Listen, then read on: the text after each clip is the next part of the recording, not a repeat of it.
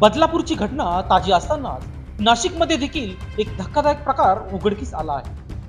इयत्ता 5वीत शिकणाऱ्या अल्पवयीन विद्यार्थिनीसोबत खाजगी क्लासच्या शिक्षकाने अंगलट करून अश्लील चाले केल्याचा धक्कादायक प्रकार उपिंद्रन मागात घडला आहे. शिक्षकाविरोधात पोस्को अंतर्गत गुन्हा दाखल करण्यात आला आहे. यामुळे पुन्हा एक प्रश्न निर्माण झाला आहे. शाळेत अशा प्रकारच्या घटना घडताना समोर येत आहे, त्यावर शासन कारवाई देखील करतं. मात्र आता खाजगी कोचिंग क्लासमध्ये देखील अशा प्रकारच्या घटना घडल्यामुळे खाजगी कोचिंग क्लासमध्ये देखील मुली असुरक्षित असल्याचं दिसून आलं आहे. खाजगी शाळा किंवा सरकारी शाळांमध्ये शासनाकडून लक्ष दिले जाते, मात्र खाजगी शाळे कोचिंग क्लासमध्ये सरकार किंवा शासन लक्ष देईल का, हा देखील मोठा प्रश्न उपस्थित केला झाला आहे. खाजगी क्लासमध्ये देखील आता मुली सुरक्षित नसल्याचं दिसून आलं आहे. यावर सरकार किंवा शासन